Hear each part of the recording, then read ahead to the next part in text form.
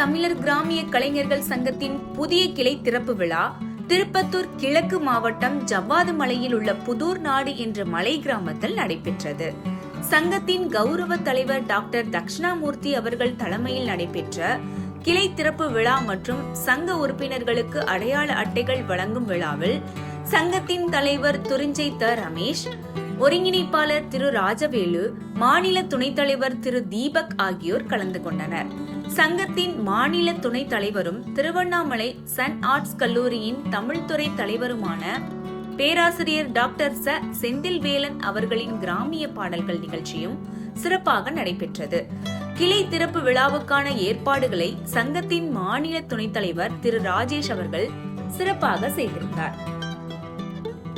இந்த கிராமிய கலை மேம்பாட்டு முயற்சிக்கு உங்களின் ஆதரவை நல்க வேண்டுமென்று கவிச்சுடர் டிவி அன்போடு கேட்டுக்கொள்கிறது.